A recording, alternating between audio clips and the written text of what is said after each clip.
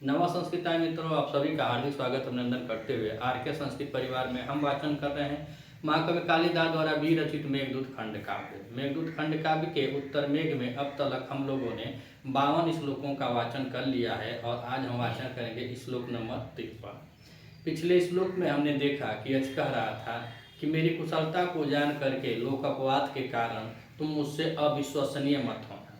अविश्वसनीय का कारण यह था कि वो बता रहा था, पीछे भी बताया था कि तुमने एक स्वप्न देखा, उस स्वप्न में तुम रोने लगी जोर जोर से और रोते हुए यह बताई थी कि मैंने यह देखा कि तुम किसी पर स्त्री के साथ रमण कर रहे हो। तो ऐसा मत समझना, लोक अपवाद बहुत होते हैं। उन लोक अपवाद में आकर के मुझे पर अविश्वसनीय, मेरे प्रति अविश्वसनीय न होना। और काहे नहीं होना, तो बता रहा है कि सभी लोग कहते हैं कि प्रेम जब विरह का रूप ले लेता है, अधिक विरह आ जाता है तो वह ध्वंस हो जाता है, नष्ट हो जाता है, व्यर्थ हो जाता है। लेकिन ऐसा नहीं है। जिस चीज़ के प्रति, जिस वस्तु के प्रति अधिक प्रेम हो, अगर उसका उपभोग न किया जाए, उसका भोग न किया जाए, तो भोग न करने के कारण वह प्रेम राशि बन जाती है, अर्थात वह जो रस होता है उसके चलते वह प्रेम राशि बन जाती है। अब इस श्लोक में यक्ष यह बता रहा है मेघ से कि हे मित्र जाना, और जब जाना तो वहाँ पे मेरा संदेशा देना, और मेरा संदेशा देने के बाद जैसे वो आश्वस्त हो जाएगी, उसको आश्वस्त कर देना, विश्वास दिला देना, आश्वासन दे देना। तो वह अब 1 महीने का उसको श्राप है, तो एक महीने का, माफ कीजिएगा, 1 वर्ष का श्राप है। तो 1 वर्ष का श्राप जो उसको है, उसमें से 8 महीना कट गया है। शेष 4 महीने के लिए जब मेरा संदेशा, मेरी अछड़ी, मेरी प्रिया पाएगी तो वह आश्वासन पाएगी, तो वह तृप्त हो जाएगी और वह 4 महीनों को आंख मूंद कर काट लेगी। लेकिन तुम मेरे लिए भी उधर से शीघ्र ही वापस आना, और मुझ में भी जो चमेली के पुष्प जो सूर्य के किरणों से मुरझा जाते हैं, सुबह की बेला में, रात्रि में खिले रहते हैं, सुबह में मुरझाए हुए या दुर्बल हुए चमेली के पुष्पों के समान जो मेरा शरीर हो गया है दुर्बल कमजोर, उसको जीवन धारण करने के लिए, उसमें जान भरने के लिए, मेरे जीवन की रक्षा करने के लिए हे मित्र तुम शीघ्र ही आना और उसके प्रिय वचनों को भी लेकर आना। तो आइए वाचन करते हैं मंदाक्रांता छंद में महाकवि कालिदास द्वारा भी रचित मेघदूत खंड काव्य के उत्तर मेघ के 53वें श्लोक का। अश्वायं प्रथमा विरह, अश्वायं प्रथमा विरह, ओद्रशोकां सखीते। अश्वायं प्रथमा विरह, अश्वायं प्रथमा विरह, रौद्रशोकां सखीते। शैलादासु त्रिनयनमृषो, शैलादासु त्रिनयनमृखो, खातकूटानिवृत्त, खातकूटानिवृत्त। साभिज्ञान प्रहित कुशलै, साभिज्ञान प्रहित कुशलै, तद्वचोभिमर्मापि, तद्वचोभिमर्मापि। प्रातः कुन्द प्रसव शिथिलं, प्रातः कुन्द प्रसव शिथिलं, जीवितं धारयेथा, जीवितं धारयेथा। तो यक्ष अब कह रहा है उससे कि जब तुम जाना और मेरे संदेशों को देना, तो मेरा संदेश देने के बाद उसके द्वारा भी कुछ मेरे लिए वचनों को या मेरे लिए भी कुछ सअभिज्ञान मतलब पहचान के साथ कुछ लेकर आना। और जब लेकर आओगे तो कह रहा है कि जीवितम धारयेथा, मेरे भी प्राणों की रक्षा करने, कह रहा है कि मम अपि जीवितम धारयेथा, मेरे भी प्राणों की रक्षा के लिए तुम उधर से कुछ लेकर आना। और धार्यथा में धीर धातु के साथ ऋच प्रत्यय लगा हुआ है, बिजलिंग का मध्यम पुरुष एक वचन लगा हुआ है। तो चाहिए के अर्थ में कि मेरे जीवन की भी रक्षा होनी चाहिए, ऐसा बता रहा है। तो कह रहा है कि प्रथम विरह, यह प्रथम विरह बता रहा है कि प्रथम विरह उदग्र शोकाम, उदग्र शोकाम, यह मेरा और मेरी प्रिया का प्रथम विरह है। और कहने का मतलब यह है कि अगर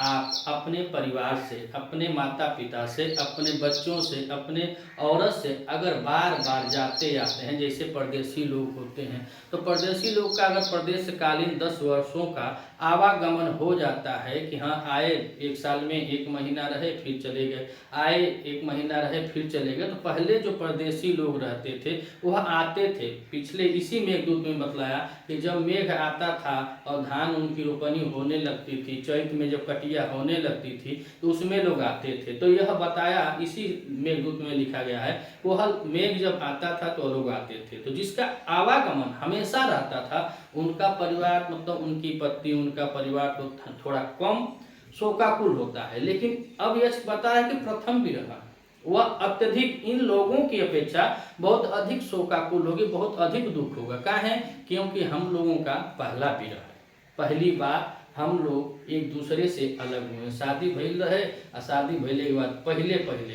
ये बेचारा गयल, काहे गल तो अपने कर्तव्य से गल, तो श्राप मिलल, और श्राप मिलने के बाद पहली बेर छड़ी के छोड़ के जब गल, तो वही बात बता रहा है कि प्रथम विरह यह हम लोगों का प्रथम विरह है।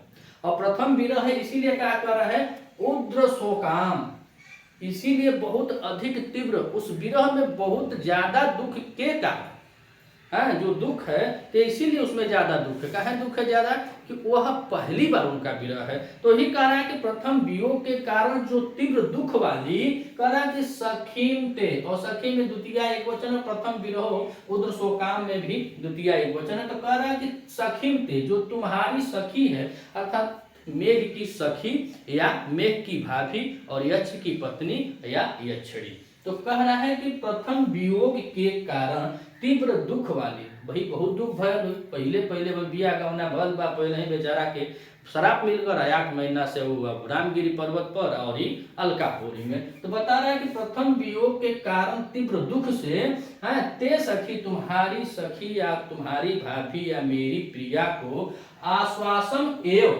आश्वासन एवं, अब यहाँ पे आश्वास्य एव है, अर्थात यहाँ वृद्धि संधि हो गई है, आश्वासन एवं में वृद्धि संधि हो, आश्वासन एवं, एवं माने इस प्रकार, आश्वासन माने आश्वासन देकर, आश्वासन देकर, भरोसा देकर, जो पीछे बता रहा था यक्ष की बताना ऐसे ऐसे सब अपने संपूर्ण वृत्तांतों को बताया, वही को बता रहा है कि हमारा प्रथम वियोग है, और प्रथम वियोग के दुख के कारण जो तुम्हारी भाभी है, जो तुम्हारी सखी है, उसको इस प्रकार से क्या करना, आश्वासन देना, संदेशा दे देना कि वह अभी सुरक्षित है। अब पिछले श्लोकों में आप लोगों ने देखा कि इसी में मेघदूत में बता रहा था यक्ष बेचारा कि हमारे विरह को देख करके यहाँ का स्थानीय देवी देवता भी रोने लगते हैं और उनके भी आंसू गिरने लगते हैं। फिर तमाम अपने विरह का बताया था कि मैं तुम्हारे यहाँ तुम्हारे बिन रह नहीं पाता हूँ, और यह भी बताया कि तुमको मैं किसी एक में नहीं पाता हूँ, तुम्हारी चंचलता, तुम्हारी मुस्कान, तुम्हारे केस इत्यादि इत्यादि बहुत शब्दों को बताया, और फिर वह एक रात्रि की जो बातें हैं उसको भी बतलाया। तो ही कह रहा है कि संदेशा आश्वासन दे करके करना क्या, तो दूसरे लाइन में कह रहा है का, शैलादासु त्रिनयना वृखो खातकूटानि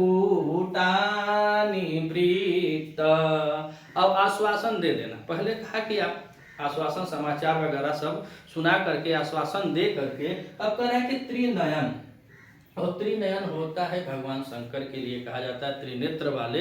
तो अब डायरेक्ट ये नहीं कह रहा है कि अलकापुरी चाहे कैलाश पर्वत को नहीं बता रहा है, लिख रहे हैं क्या कि त्रिनयन वृषोत्खात कूट, त्रिनयन वृषोत्खात अर्थात भगवान शंकर के वृष माने नंदी जो उनका बैल है, खात कूट उसके द्वारा बिगड़ गए हुए शिखरों वाला, भगवान शिव के नंदी के द्वारा उखाड़े गए शिखरों वाला, शिखरों वाला, और वह शिखरों वाला किसका विशेषण है, तो आगे दिए हैं शैलाद, उस पर्वत का, अर्थात कैलाश पर्वत का, शैलाद का यह विशेषण है कि त्रिनयन वृषोत्खात कूटः निवृत्तम। तो कह रहे हैं कि यह जो भगवान शिव के नंदी के द्वारा उखाड़े गए पर्वतों के शिखरों वाला कौन, तो आगे दे रहे हैं शैलाद, और सालात पंचमी का एक वचन है। सालात मतलब उस कैलाश पर्वत का, सालात पर्वत होगा।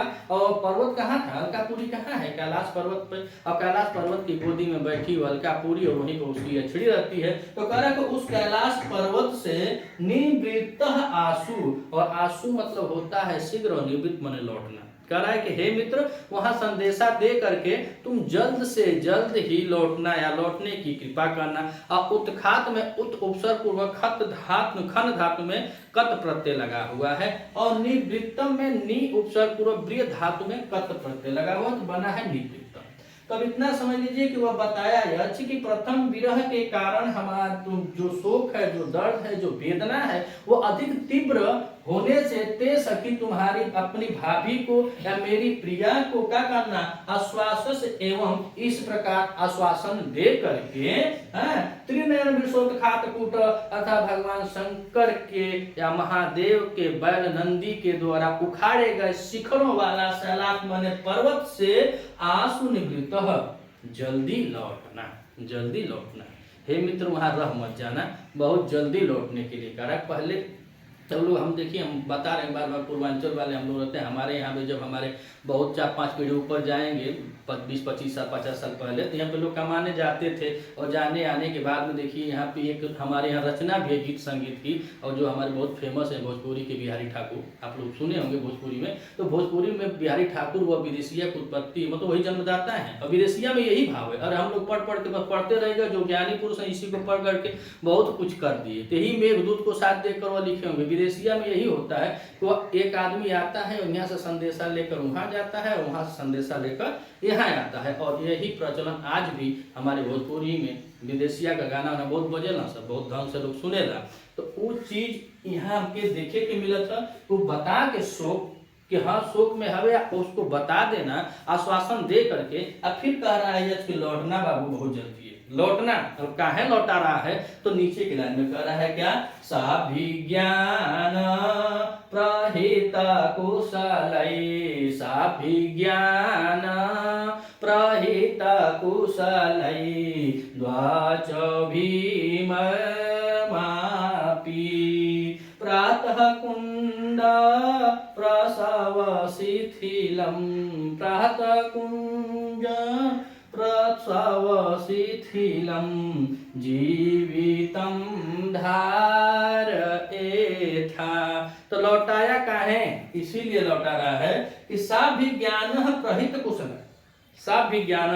अब देखिए यहाँ पे वाल्मीकि रामायण से मेघदूत में भी भगवान जो हनुमान जी थे वो भी दूत गया, तो इससे कुछ अब मेघदूत में लिया भी गया है। तो वहाँ का यह प्रकरण बता रहे हैं कि जैसे हनुमान जी माता सीता को गए और माता सीता को पहचान के रूप में भगवान श्री राम की मुद्रिका या अंगूठी को दिए थे, और उसके बाद जब वहां से आए तो सीता माता के चूड़ामणि पास को लेकर, चूड़ामणि जो होता है वो कोई आभूषण था, वह चूड़ामणि लाकर भगवान राम को देते हैं। तो सेम पोजीशन यहाँ भी वह कह रहा है कि साभिज्ञान प्रहित कुशल है, उसके कुशल क्षमता की अगर मेरी कुशलता जान करके वह 4 महीने आंख मूंद करके बाबू अगर जी रही है, रह रही है, तो उसकी कुशलता और कैसी कुशलता होनी चाहिए? देख ले कुशलई, और कुशलई में तृतीया वचन, तो अभिज्ञान प्रहित कुशलई, उसके कुशलता के द्वारा क्या लाना है? साभिज्ञान मानो कोनो पहचान, किसी पहचान के द्वारा उसका पहचान में ही ना कि तुम मेघ हो तो हमारे खातिर सोना चांदी हीरा मोती अंगूठी कपड़ा लगता कुछ ना, जैसा पहचान मैं बतलाया, जो वाक्य के माध्यम से, संदेश के माध्यम से, एक रात वह पूरा आराम से सोई हुई थी और सोने के बाद वह उठती है और अचानक रोने लगती है, और मेरे बार बार पूछने पर वह हंसते हुए बोली कि हे ध्रुव, तुम किसी प्रायी स्त्री के साथ रमण करते हो। तो यही वाक्य साभिज्ञान, साभिज्ञान मतलब पूरे पहचान के साथ कोई उसका वाक्य ऐसा हो जो मैं यह जान सकूं कि तुम उसके पास गए थे। तो कह रहा है कि शीघ्र लौट कर पहचान के साथ भेजेगी, मतलब कोई ऐसा बात जरूर लाना, कोई ऐसा चिन्ह जरूर लाना कि जिससे मैं उसकी कुशलता या उसके प्रिय वचनों को, कह रहे हैं का यहाँ पे द्विवचनों भीम आपी, अर्थात उसके जो प्रिय वचन हो, चाहे वो कुछ कही हो, तुमसे बतलाई हो, जैसे मैं बतला, ऐसे ही कुछ ऐसी बातों को लाना साभिज्ञान के साथ, उस पहचान के साथ, जिससे मुझे भी लगे कि उसका वचन है यार, उसको देखकर मैं भी क्या करें, तो अपने को बताना है कि प्रातः कुंद प्रासाव शिथिलम। प्रातः माने सुबह, सुबह कुंद माने कुंद का पुष्प या चमेली का पुष्प, शिथिलम माने जैसे शिथिल पड़ जाता है, मुरझा जाता है। सूर्य की किरणें जब रात्रि में चमेली का पुष्प खिला होता है और सुबह जैसे ही सूर्य की किरणें पड़ती है उसका पुष्प मुरझा जाता है, दुर्बल कमजोर हो जाता है, वैसे कह रहा है कि मर्म अपि मेरे भी जीवितम धार्य था, मेरी भी जीवन माने जीवन की धार्य था माने रक्षा करना। अर्थात यह कह रहा है कि मैं जैसे मेरा संदेश ले जाकर मेरी प्रिया मेरी कांता को दिए तो वह तो 4 महीने शेष काट लेगी, लेकिन जब तुम उधर से आना तो मेरी प्रिया का कुछ ऐसा प्रिय वचन लेकर आना, ई ना के पता चले कि तुम दिहला कि ना दिहला, गईला कि ना गईला। अब ऊपर बता रहा है कि शीघ्र आना, ई ना कि हमारे घरे देखल तो भौजाई बढ़िया तो घर गाँव घूम घूम देखे ला मेहरारू बड़ी सुघर है तो मेहरारू देखले मत रहिए भावा, जात हव तो रिटर्न भी अइह तो इतनी कह के कि कम से कम पहचान के ऐसा शब्द लेके ऐसा वाक्य लेके ऐसा वचन लेके और वचन हमारे के ये मारे लेके कि जैसे सुबह कुंद प्रसव शिथिल, जैसे सुबह में चमेली का पुष्प शिथिल हो जाता है सूर्य के प्रकाश से, वैसे मर्म अपि जीवितम धार्य था, वैसे उन वचनों से मेरी भी रक्षा करना। जीवितम धार्य था, वैसे ही मेरे वचनों से, उसके उन वचनों से मेरे जीवन की तुम रक्षा करना। तो आइए एक बार और देखते हैं क्या कर है। अभिज्ञान में अभि उपसर्ग पूर्व ज्ञा धातु में लिट प्रत्यय लगा हुआ है तो बना है अभिज्ञान। तो आइए फिर देखते हैं। अश्वायम प्रथम विरहो शोकाम सखीन्ते सलदासु त्रिनयन वृषो खातकूटा निवृत्त